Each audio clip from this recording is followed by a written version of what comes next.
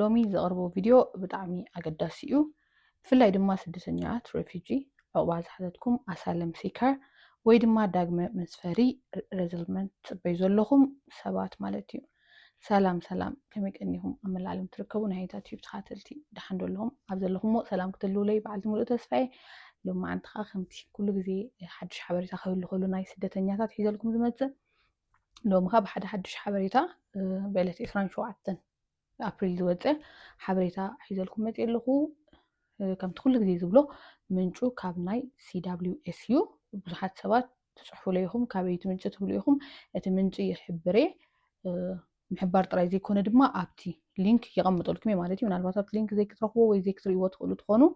ኣብ ሊንክ ንባዕሉ እውን ኣሎ እዩ ማለት እዩ ስለዚ ምንጩ ካብ CWS ወይ ቸርች ወርልድ ሰርቪስ ንብሎ በብመዓልቱ ካብ ሶኒ ክሳብ ሓሙስ ዘውፅዎ ዝሰድዎ ኢሜይል ኣሎ ድሕሪ ሬጅስተር ጌርካ ኢሜይል ይመፀካ እዩ ስለዚ ብሓፈሻ ብዛዕባ ዩኤስ ራፕ ናይ ኣሜሪካ ናይ ስደተኛ ዝተዓፅወ ወይ ድማ ኣብ ውሽጢ ኣሜሪካ ዘጋጥም ዘሎ ነገራት ንስደተኛታት ንኣሳይለም ሲከር ገለ ንሱታት እዩ እቲ ሓበሬታ እቲ ዝሰድዎ ኢሜይል ብዛዕባኦም እዩ ዝነግር ማለት እዩ ሶ ኣነ ድማ ካብኡ እንዳውፀኹ በቲ ንሰብ ክርድኦ ይኽእል እዩ ዝብሎ ኣገባብ የቕርቦ ኣለኹ ማለት እዩ ሶ ሎማዓንቲ ድማ ብዕለት 27 ሚያዝያ ሓደ ሓዱሽ ነገር ተፈጢሩ ኢሎም ኢሜይል ሰዲዶም ነይሮም ስለዚ ንዑ ናብኹም ከብሎ ሶ ቅድሚ ናብቲ ሙሉእ ቪድዮ ወይ ናብቲ ናተይ ቪድዮ ቅድሚ ምእታውና ሳብስክራይብ ኣይትረስዑ ናይ ሓይንታ ቤተሰብ ምዃኑ ኣይትረስዑ ብድሕሪኡ ድማኒ ቪድዮ ምርኢኹም ምስ ወዳእኹሞ እንድሕር ፈቲኹሞ እንድሕር እዚ ሰብ እዚ ክበፅሕ ትብሎ ትኾንኩም ድማ ላይክን ሼርን ኣይትረስዑ ስለዚ ናብታ ሎማዓንቲ ዘዳለና እያ ዘዳለኽዋ ንኸይድ ማለት እዩ ሎሚ ኸ እንታይ እዩ ተባሂሉ ዘሎ ወይ ሎሚ ኸ እንታይ እዮም ሒዞምልና መፅኦም ዘሎ ወይ እንታይ ሓዱሽ ነገር እዩ ተፈጢሩ ዝብል ማለት እዩ እቲ ሎሚ ዝገብሮ ኣነ ንባዕለይ ሒዘ መፅእ ዘለኹ ኢቭን ንሶም ከምዚሞ ዘለዉ ከዓ ካብ ካልእ መዓልቲ እንታይ እዩ ካብ ካልእ ግዜ ነቕርቦ ዝተፈለየ ኮይኑሎ ማለት እዩ ዘፍልዮ ኸ እንታይ እዩ እዚ ናይ ሕጂ ዘሎ ዜና ወይ ድማ ሪፖርት ጥራይ ኣይኮንኩን ኣነ ክገልፀልኩም እንታይ ዳ ካብ ቸርች ወርልድ ሰርቪስ ዝመፀ ሓቂ ወናዊ ሓበሬታ ኣፕዴት ማለት እዩ ሒዘልኩም መፅእ ዘለኹም ኣሕራት መንግስታት ኣሜሪካ ሕጂ እንታይ ይካየድ ከም ዘሎ ብንጹር ምእንቲ ክትርድኡ ድማ በብደረጅኡ ክገልጾ ክፍትኒ በብደረጅኡ ከቕርበልኩም እየ ማለት እዩ ስለዚ እቲ ሓደ ካብኹም ዝደልዩ ነገር ክሳዕ መወዳእታ ቪድዮ ምርኣይ ፅቡቅ እዩ መጀመርያ ዘለዎ ኣርእስቲ ዘሎ ጥራይ ርኢኻ ምግዳፍ ዘይኮነ ክሳዕ መወዳእታ ምስ ትርእይዎ ብዙሕ ነገራት ክትረኽብሉ ትኽእሉ ትኾኑ ፅቡቅ ክኸውን ክእል ሕማቅ ክኸውን ክእል ዘሰንብድ ክኸውን ክእል ዘሕጉስ ክኸውን ክእል ዝተፈላለየ ክኸውን ንኽእል እዩ ክሳዕ መወዳእታ እንተሪኢኹሞ ግን ጥቕሚ ስለ ዘለዎ ሎማዓንቲ ድማ ኣነ ብዝተኻእለኒ መጠን በብደረጅኡ ክገልፁ እየ ከምኡ ድማ እተን ሊንክታት እውን ኣብኡ ንባዕሉ እቲ ዝርዝር ኣብቲ ሓበሬታ ክህቡ ከለዉ ሊንክ ኣቐሚጦም ነይሮም እዮም ስለዚ እተን ሊንክ እውን ክቐምጠልኩም እየ ኣብኡ ኣቲኹም እውን እቲ ኢንፎርሜሽን ክትሪእዎ ወይ ክትወስድዎ ትኽእሉ ኢኹም ማለት እዩ ሎማዓንቲ እቲ ዝብለና ብሓቂ ክነግር እንተዳኣ ኮይነ እዚ ፅሑፍ እዚ ንበይኑ ክንበብ ከሎ የደናግር እዩ ንበይኑ ክተንብቦ ከለካ ኣንቢብካ ጥራይ ክትሪኦ ከለካ ብጣዕሚ እዩ ዘደናግር ስለዚ ኣነ ሎማዓንቲ ቀስ ኢለን ብፍልይ ዝበለን ድማ ከረድአኩም ክፍትነ ብቐሊል ጌራ ሓደ ብትግርኛ እዩ ካይ ነገር ድማ ብቐሊል ዝበለ ነቲ ሰብ ክርድኦ ዝኽእል ጌራ ከቕርቦ ክፍትነ ማለት እዩ እስኪ ቀዳማይ ክፋል ወይ ድማ ሒዘ መፅእ ዘለኹ ቀዳመይቲ ክፋል እትይዋ ዘሎ ወይ ቸርች ወርልድ ሰርቪስ ኢሎምና ዘለዉ ንርኣያ ምሕምሕዳር ትራምፕ ዘውፅኦ ደረት ኣልቦ እገዳ ስደተኛት ኢንዴፊኒት ሬፊጂ ባን ኣዝዩ ከቢድ ሳዕቤን ኣውሪዱሎ እዚ እስኪ ክገልፀልኩም ኢንዴፊኒት ወይ ኢንዴፊኒት ክንብል ከለና እንታይ እዩ ወይ ሶም ከምኡ ክብሉ ከለዉ እንታይ ማለት እዩ ንፁርን መወዳእታ ዕለት የብሉን ማለት እዩ ንፁር ወይ ድማ መወዳእታ ዕለት የብሉን ትባን ወይ ከዓ ገላ ጠጠው ኢሉ ዘሎ ንፁር ወይ ድማ መወዳእታ ዕለት የብሉን ማለት እዩ ስለዚ እዚ ናይ ስደተኛታት እገዳ ግዝያዊ ኣይኮነን ነዊሕ ግዜ ክቕፅል ይኽእል እዩ ማለት እዩ ግዝያዊ ይኮነን ነዊሕ ግዜ ክኸይድ ይኽእል እዩ ንፈልጦ ነገር የለን ማለት እዩ በዚ ምክንያት ድማ ብዙሓት ስድራ ቤታት ስደተኛታት ተዓጊቶም ይርከቡ ተፈላለዮም ኣለዉ እንድሕር ተመሊሶም ንቅድሚት ክስጉሙ ኣይከኣሉን እዚ ፀብፃብ እዚ ስሩዕ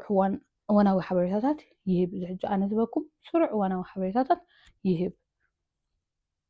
እዚ ማለት እዚ ኢሜይል ከም ፀብፃብ እዩ ነዚ ስብዕ ንምግላፅ ከዓ ይለኣኽ ሕጂ እንታይ ይኸይድ ኣሎ እንታይ ይጥምዝዝ ወይ ይቕየር ኣሎ ናበይ ገፁ እዩ ዝኸይድ ዘሎ እንታይ እዩ ዝቕየር ዘሎ ቀፃሊ ኸ እንታይ ክኸውን ይኽእል እሺ ቀፃሊ ኸ እንታይ ክኸውን ይኽእል ኢሉና ኣሎ ማለት እዩ እሺ ስለዚ ብሓንሳብ እቲ ክኸውን ዝኽእል ንብሕጁ ዘሎ ክንሪኦ ኢና ማለት እዩ ስለዚ ካልኣይ ክፋል እቲ ዝሓደሰ ሓበሬታ ዘለይቲ እስቲ ማለት እዩ ምምሕዳር ትራምፕ ናይ ስደተኛታት ደረት ሬፊጂ ካፕ ክብል ይሓስብ ኣሎ እሺ ነዚ ብጣዕሚ ንፁር ብዝኾነ መገዲ ክገልፆ እየ حبرات منجزات أمريكا بين بعمتو كندي سدهنيات كم تقبل قطر توسني أب عمت كندي سدهنيات قبل على نبيبال قطري توسني يعني توم زاتو سدهنيات زي refugee cap تباهلو خا يتصوع ويدما refugee cap يبهل كساب حجي تقطري شو عتشان حمشي من تراي نيرو إذا دما أزي وحدي أبز حلف زين حرينايو شو عتشان حمشي من قبلي تراي إلى نيرا إذا قطر دما أزي وحدي حجي دما ناو 17,500 كبلو يحسبوا له قبل ساعة دما كاب 17,500 نبره ناب 17,500 كبلو دما حاف كبلو يحسبوا له مالتي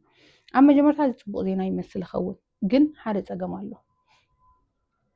ብቐንዱ ንደቡብ ኣፍሪቃውያን ዕድል ንምሃብ ትዘሉ ሕጂ እንታይ እዩ ካብቲ ክቦላ እንተበሉ ወላ እንኳን ሓፍ ኣቢሎም ወይልና ጽቡቕ እንተበልና ግን እቲ ንሶም ዝበሃል ዘሎ ግን ንመን እዩ ንደቡብ ኣፍሪቃውያን ዕድል ምሃብ እዩ ስለዚ እቲ ቀንዲ ጉዳይ እዚ ሙሳህ ቁጥር ስደተኛታት ይዛረቡ እኳ እንተሃለዉ መብዛሕትኡ እቲ ቦታ ንሓደ ጉጅለ ጥራይ እዩ ዝወሃብ ዘሎ ንሱ ድማ ንደቡብ ኣፍሪካውያን ጥራይ ስለዚ ማዕርነት የብሉን እቲ ጉዳይቲ ማዕርነት ኣይረኣዮን እዩ ዘሎ ወላ እንተወሰኹ ንኩሉ ስደተኛ መላእ ዓለም ዘሎ ብሓደ ዓይኒ ይርእይዎን ኣለዉ ወይ ድማ ማዕርነት ኣይህቦን እዮም ዘለዉ 4,400 ስደተኛታት እቶም ካብቶም 4,499 ስደተኛታት እቶም 4,496 ካብ ደቡብ ኣፍሪካ እዮም እስኪ ነዚ ከቃልሎ ዳርጋ 100% ካብቶም ተቐባልነት ዝረኸቡ ስደተኛታት ካብ ደቡብ ኣፍሪካ ዝመፁ እዮም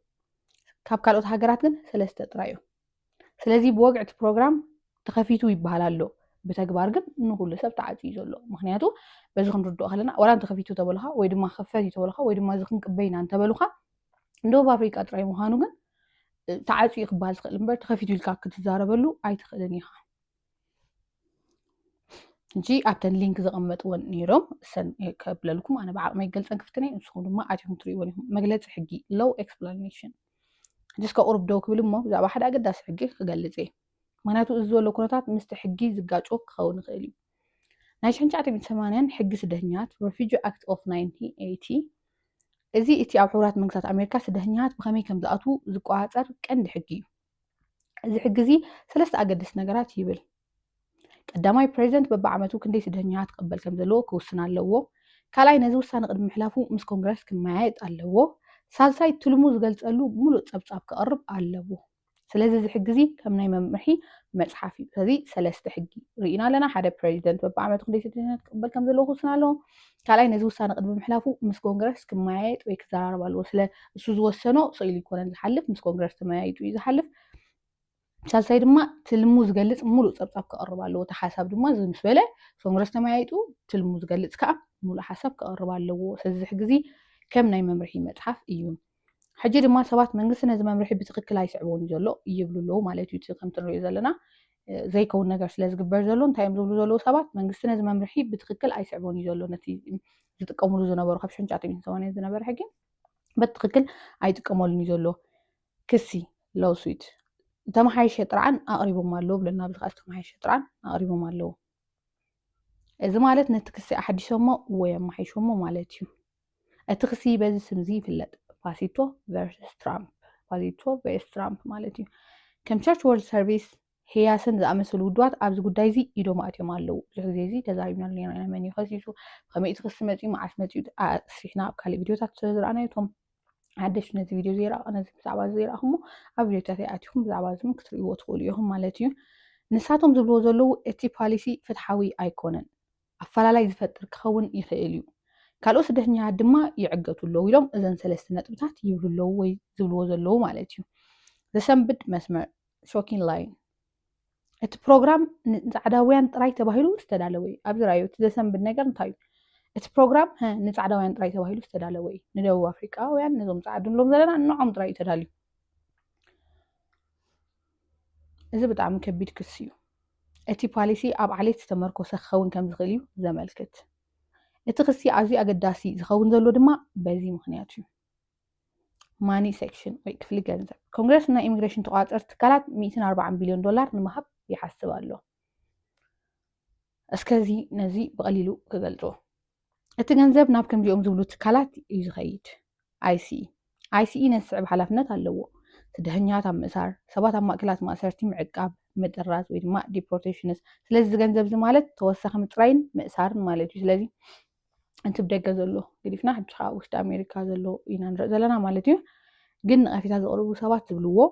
እዚ ገንዘብ እዚ ሰባት ንምሕጋዝ ክውዕል ይምረፅ ነይሩ ከም ንምግቢ መንበሪ ቤት ወይ ክንክን ጥዕና ይብሉ ማለት እዩ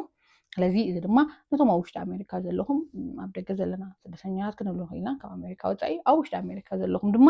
እዚ ነገራት እዚ ንዓኹም እውን ዝምልከት ስለ ዝኾነ ንስኹም እውን ነዚ ቪድዮ እዚ እንተተኸታተልኩሞ ዝበለፀ ነይሩ ቤተሰብ ናይ ሃይንታት ዩብ ትኾንኩም እውን ተወሳኺ ፅቡቕ ማለት እዩ ሕጂ ንርአ ክፍሊ